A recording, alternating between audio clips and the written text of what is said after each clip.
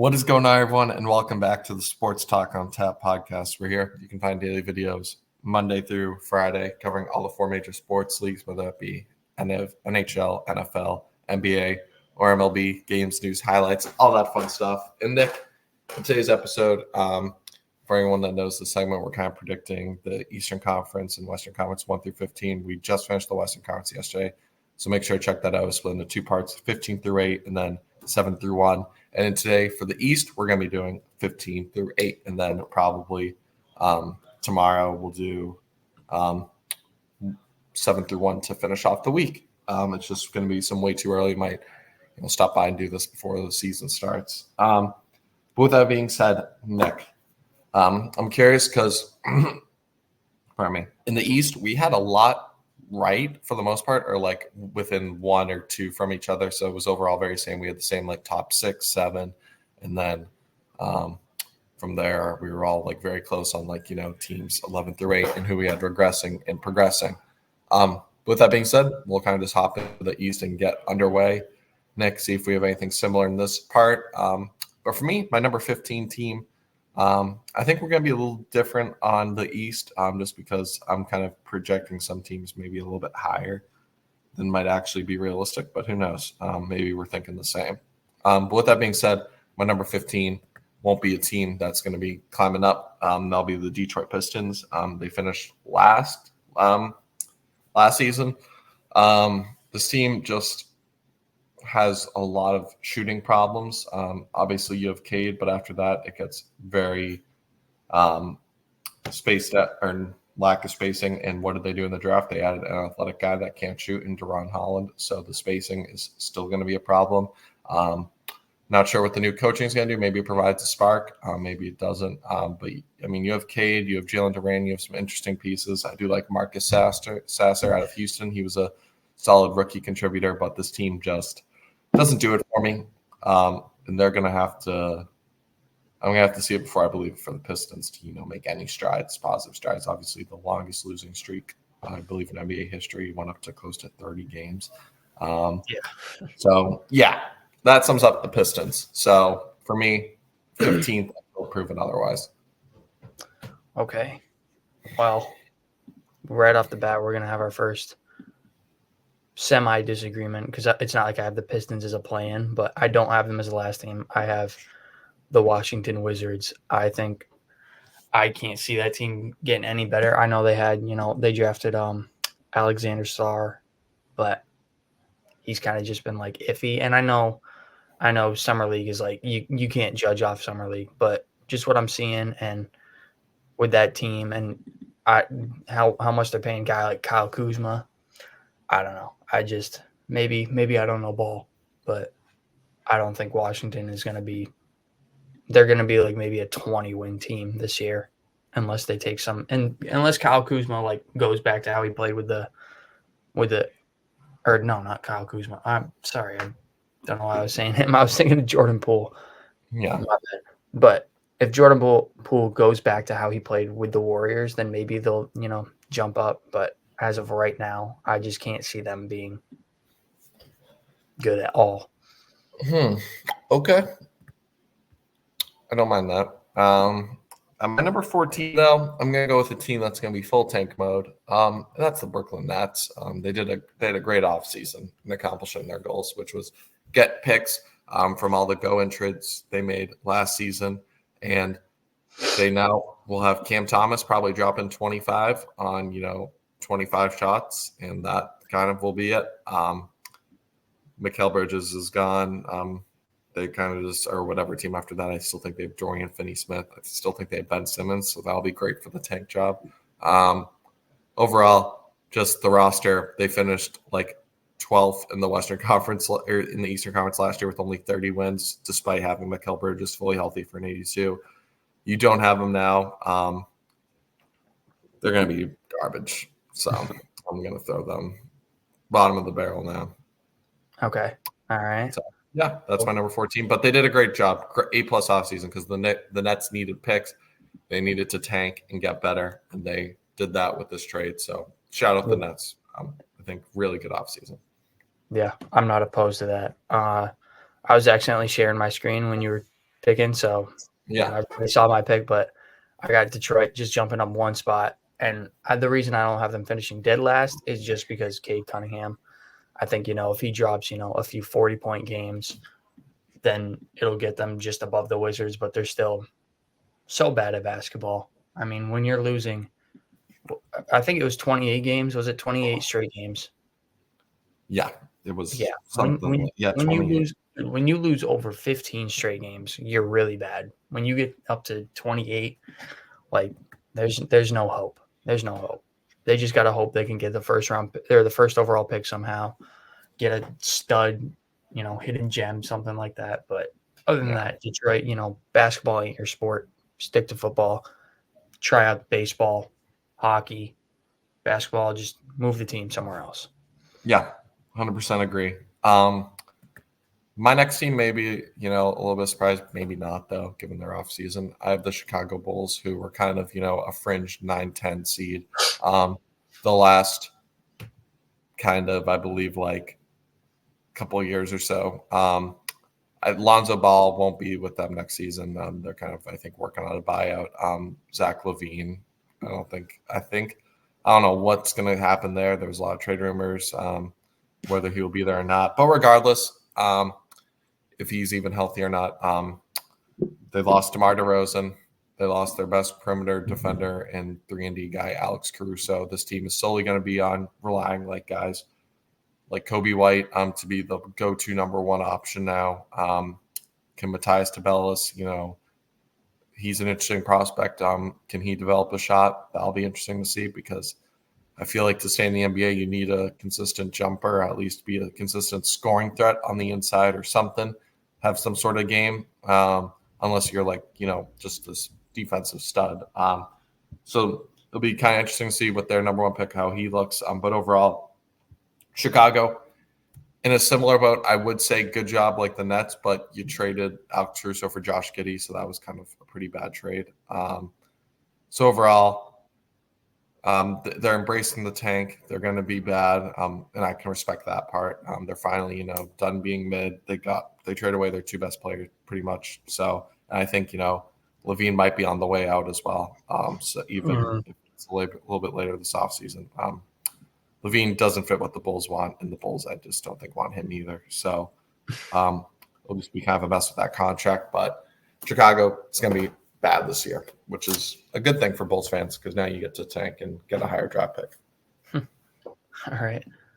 My number 13 is Brooklyn Nets. I've got, my 13-14 is just one spot higher than yours, but for the same reasons. Brooklyn needs to be a bad team in order to get better. You got to be able to take the punches to grow as a team, and every team's done it. Every good team that's good now was bad once.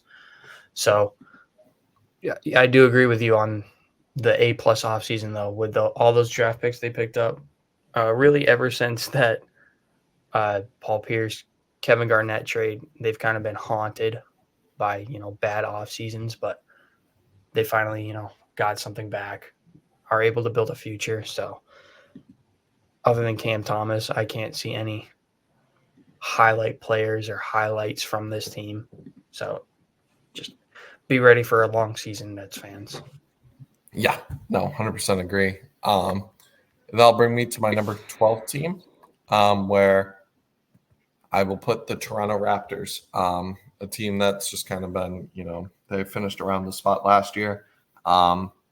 And I'm curious, they kind of embraced the tank middle of the season last year, trading away OG Anunoby, trading away Pascal Siakam, and then Scotty Barnes kind of struggled in that not wide receiver one, but that number one option role. But overall, he was still an all-star, so he's going to hope to build off of that campaign.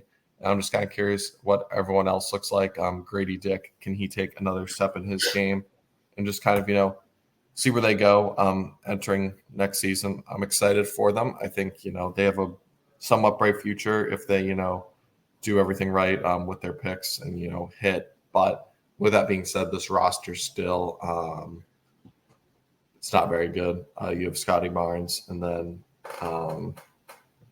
after that, overall, it just kind of gets very, like not a lot of talent goes down the drain. They lost Gary Trent. But, I mean, you still have some solid players like RJ and Emmanuel Quickly, but Emmanuel Quickly, I think, got paid also a week ago or so. So shout out him. But it's just a bunch of guys right now. So I'm going to take, there are just more teams, I think, with more upside right now. But overall, they're an all right team, but I have them finishing around where they did last year. Okay. Team I've got on here. Also, I just noticed you still got the Wizards, so you're way higher on them than I am. But yeah, another team I'm kind of curious where you put them because I have them missing out is Charlotte Hornets. I think I just can't see any, real growth in that team outside of LaMelo. But, it seems like he's constantly dealing with injury stuff. And Charlotte just seems like kind of a place where players go to die. I can't really like Kemba Walker, his career was kind of, I don't want to say forgotten about, but almost wasted there for a while. And I just can't see them getting much better. Even in, an Eastern Conference that's not nearly as competitive as the West, I can't see them getting up into that playing spot. Yeah. No, I in similar reason had the Hornets only a spot higher, but I think they'll make some progressions. Mainly because if LaMelo Ball can even stay healthy for half the season, that's already an upgrade for them. But Brandon Miller was an underrated, sneaky, really good player last year for the Hornets. He showed a lot of great offensive flashes. And Miles Bridges, off the court, different issue, but on the court, still solid player. And if Brandon Miller can take another step in year two and LaMelo can stay a little bit healthier, I think this team will just get better from that alone. And I just think they got a solid big three that, carried them to, or not really carry, but were the 10 seed. So they have been a playing team with LaMelo and Miles Bridges before, and adding Brandon Miller to the mix, if they could stay fully healthy, that's kind of more so believe it or see it. So I just had them missing out on the plan. But, I could see them getting like 7+ wins better this season. Just Brandon Miller entering year two and LaMelo just staying anytime healthier would be nice. Okay. All right. So you don't have them insanely high, but still means you have the Wizards above them. So now I get more and more curious every pick you make, but I'll get into my 11 seed before we get into our playing teams. I have another team you just put on, Chicago Bulls. I think they're going to get worse. And I believe they were a playing team last year. Yeah, I'm looking at it. They were the 9 seed last year. I can't see them getting back to that, especially if they lose a guy like Zach LaVine, who, as much as he might not fit that team, he's still, a top scorer for them, which is always going to help you. But for all the reasons you said, I have them missing the playoffs. Just I think they're roster-wise a little bit better than, the teams listed below them. Yeah. I obviously agree. I was a little bit lower on them, but, I still think, they're embracing the tank. But I can respect it because they obviously still have, Zach LaVine there in the meantime, and Kobe White showed a lot of good stuff last year. And now we get into my playing teams where at my 10th spot, I will have the Washington Wizards, where you're probably thinking, damn, like you had them finishing last, maybe 20 wins. But this team, I think, is going to be a really interesting team. Obviously, you have Kyle Kuzma, who's just kind of there for offense, 23 points, power forward, but he can score. And what did they do to pair it up? As much shit as Alex Starr gets for, his summer league, his strength is defense. So regardless, if he can't shoot for shit, he still can provide great defense and just be a great pairing at that center position next to just a straight scoring forward like Kyle Kuzma. So even if that shot isn't anything, it's already a better fit, and their defense will just get better by having him out on the floor, and the Wizards needed defense. So you get that right there. I think he's shown enough flashes, and obviously we know what he's going to be. There's a reason why he went number 2. He's going to be a stud on defense in this league. And, if you want to judge Summer League, the Wizards also had 2 other first-round picks where Keyshawn George and Bub Carrington showed a lot of great flashes, and I'm high on both of them, more so I think Bub for me. I'm a Bub guy. I think them two are kind of going to provide immediate offensive needs, and if they can just, hold strong on defense, and even if they don't have the best perimeter defense, Alex Sarr can kind of be like that Rudy Gobert role, just kind of, interrupting Jaren Jackson, interrupting lanes, just easy layup lanes to the basket, which will be great for this team. And Jordan Poole, for his 90% of the season, he was bad last season. He showed probably his best shooting efficiency the last month of the season. So if that could ever transition into next season and just be an efficient shooting guard where he doesn't need to carry the offense anymore, because you still have Kyle Kuzma, you still have just solid contributors like Bob Carrington that can handle the ball, Keyshawn George that can shoot, and just be a scoring option. He's not going to be, the clear like scoring option number one at most points. He's going to have other guys like Bob, Kuzma, Keyshawn George, Corey Kispert still coming off the bench. And if they had Denny Avdia, I'd probably have this team as a top 8 team, because I really think he'll be missed in that trade. But, part of those trades were to get, Keyshawn and Bub, who, I think are going to be all really good at different things. Obviously they're rookies, so they're going to have growing pains. But I just like the potential of this team probably more than the other teams I had below them. And I'm just curious when you have, a big three coming in, how they perform. But I think they're going to be a close-knit group. And, I think they'll just be a lot better with the talent they got. They got better on defense.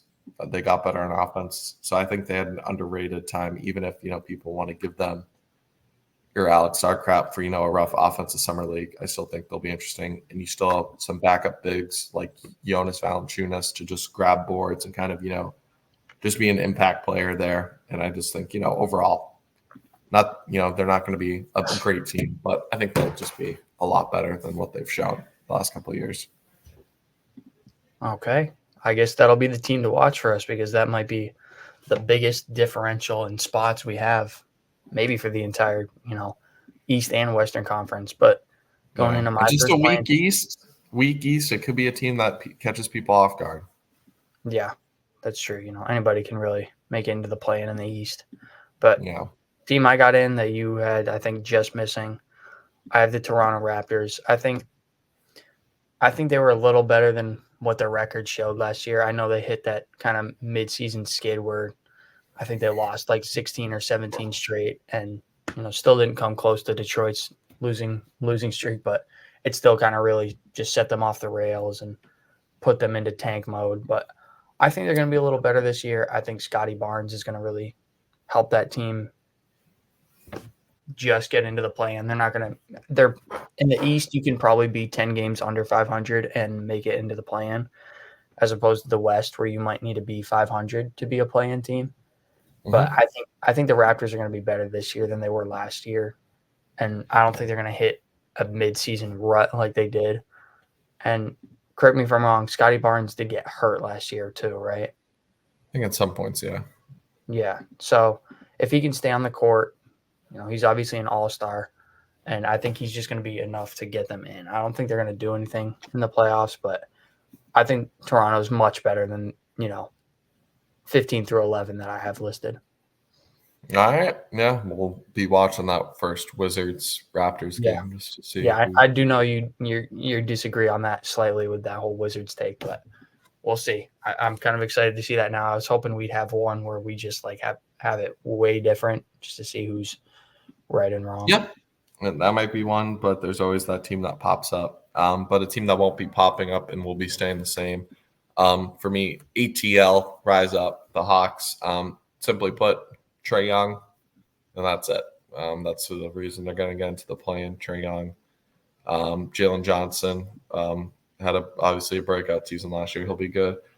You lose Javonte Murray. You get some all right players like, Larry Nance is like cool role player, but, every other team above them, I'd still take him. But Trae Young, will have a great season, I bet. And probably even more points per game, more assists without Javonte Murray next to him. So big fantasy season for Trae Young coming up if he can stay healthy. But ATL still doesn't move me. They'll be, middle play-in team. Okay. Well, we got the same pick finally. I also have Atlanta at that 9 spot simply because I think Trae Young's just going to carry them to that spot. Maybe their defense will improve slightly because, We talked about it the other day, how bad DeJounte Murray's defense was. So maybe that'll improve slightly, just losing a guy like that. But your offense also does take a hit on that. But, we'll see if they can even it out. I trust Trae Young to, take over in those big games. We've seen him do it plenty of times. So Yeah. I think that'll get them into a playoff spot. Play-in spot. Well, Correct. Sorry. I like that.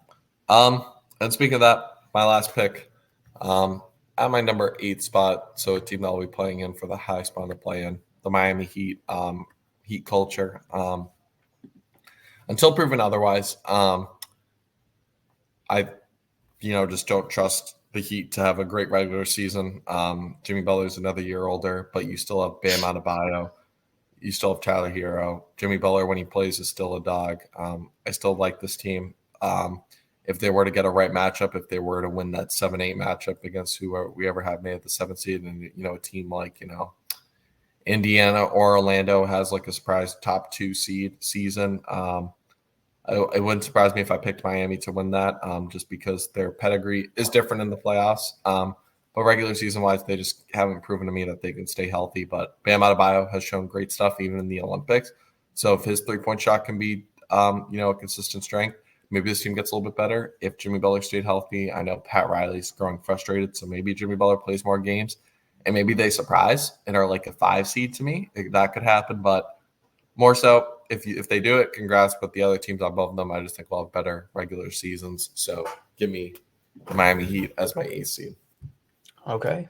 Well, finishing off strong, I got the Miami Heat at 8 as well. I really wanted to switch them in Atlanta, but I just think the Heat are a more balanced team and just have more experience overall. So that's why I had to put them at 8. I don't think they're like crazy good. They're obviously getting, pretty up there in age for basketball wise, at least, but I can't put them below Atlanta. I'm also though intrigued because we scoffed by it, but the Summer League, Khalil Lair, their first round pick, showed a lot of great flashes. And kind of can any of those guys that were really solid, come in and help this youth movement. And I also expect Terry Rozier to have a bounce back after getting traded midseason. I'm expecting, if all those things go well, this team could be a top 5 seed. If Terry Rozier bounces back, if Jimmy Butler just plays at least 60 games, Bam's 3-point shot from the Olympics carries over to this. I think all 3 are possible. It wouldn't surprise me if this team surprised and beat out teams like I have slightly ahead of them, like an Indiana regular season wise, or Orlando. Just looking at that, it wouldn't surprise me. Because whenever we think Miami will go away, they kind of just strike back up like a bug and sting. So with that being said, yeah. With that being said, that will wrap up our first Eastern Conference prediction, 15 through 8. Let us know in the comments what you agree, disagree with. Was Nick too much of a hater on the Wizards, or was I too much of a homer on the Wizards? We'll get, or just, I guess, too much of a fan. I'll root for the Wizards, I guess. With that being said, make sure to like and subscribe if you enjoy this kind of content, and we'll catch you in the next one. Peace.